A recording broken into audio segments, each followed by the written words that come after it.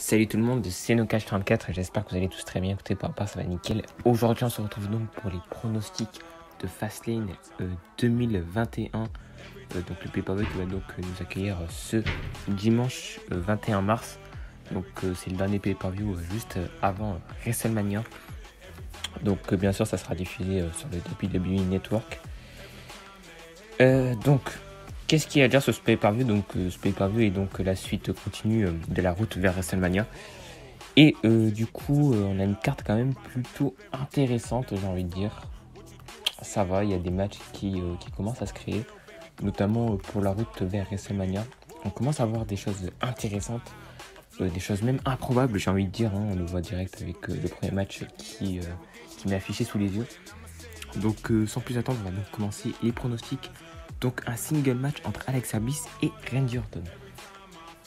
Oui, vous avez bien entendu, Alexa Bliss contre Randy Orton.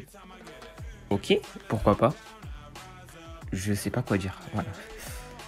Donc une rivalité qui dure depuis assez longtemps, on voit plus trop le Fiend, maintenant on voit plus Alexa Bliss qui est mise en avant avec le Fiend. Grâce au Fiend, même j'ai envie de dire. Et d'un autre côté, on a donc Randy Orton qui a fait un face turn, on peut dire ça comme ça maintenant. Et qui donc depuis quelques semaines maintenant il se fait donc surprendre, on va dire, par Alexa Bliss ou le Fiend, et du coup ça nous mène donc à cette rivalité, une rivalité plutôt sympa, moi j'aime bien. Du coup là, à pronostiquer, je vais pas vous mentir, c'est compliqué. Moi je verrais bien The Fiend réapparaître justement pour Fastlane, parce que ça fait quand même assez longtemps qu'on l'a pas vu, et du coup donner peut-être la victoire à Alexa Bliss. Donc je sais pas comment ce match va être organisé.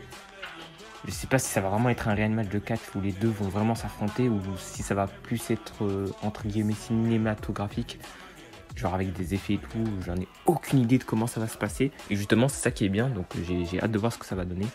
Mais je vais miser sur Alexa Bliss, et avec peut-être aussi une intervention du Fiend. Ok, donc on passe au deuxième match, un autre single match entre Braun Strowman et Shane McMahon. Une rivalité maintenant qui dure depuis à peu près 2-3 semaines, si je dis pas de conneries. Une rivalité plus ou moins intéressante. Moi, je suis pas plus hype que ça, mais après, bon, c'est vrai que Shane McMahon aime bien apparaître pour les routes vers WrestleMania et pour WrestleMania. Donc, écoutez, pourquoi pas. Donc voilà, on a Shane McMahon qui provoque Braun Strowman, c'est un peu ça l'histoire. Et du coup, Braun Strowman qui veut à tout prix affronter Shane McMahon. Et du coup, là, ils vont s'affronter donc pour ce match, tout simplement. Alors moi je pense qu'on aura un match revanche lors de WrestleMania, et sur ce match donc je verrai bien une victoire de Shane McMahon par tricherie, voilà. Et je verrai bien après Braun Strowman réaffronter Shane McMahon à WrestleMania avec une grosse stipulation, je pense, et justement faire gagner justement Braun Strowman pour qu'il reprenne sa revanche. Donc moi personnellement je vais miser sur Shane McMahon. Et concernant la qualité du match, je pense que ça peut être un bon match dans l'ensemble, mais sans plus.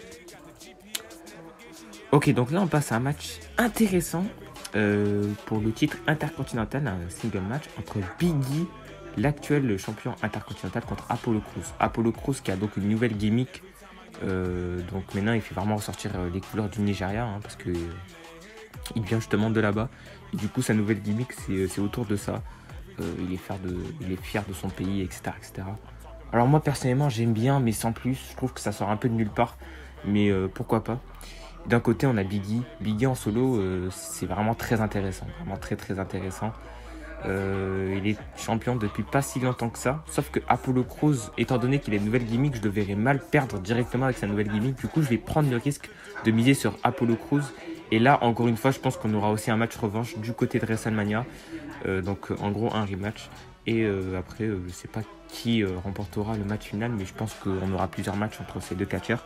Et concernant la qualité du match, je suis sûr à 100% qu'on va avoir un match excellent. Deux catcheurs très bons in-ring, donc sur ça je me fais aucun souci.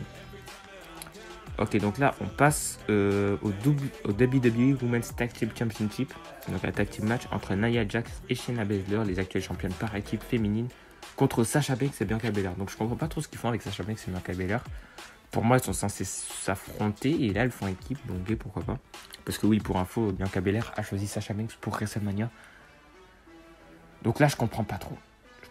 Du coup, logiquement pour moi je verrais bien Nia Jax et Shayna Baszler conserver le titre Et justement, ce qui justifierait du coup la victoire de Nia Jax et Shayna Baszler, ça serait une malentente entre Sasha Banks et Bianca Belair, logiquement. Ou genre Sasha Banks qui attaque Bianca Belair ou un truc comme ça. Mais en tout cas, voilà. Pour ma victoire donc de Nia Jax et Shayna Baszler.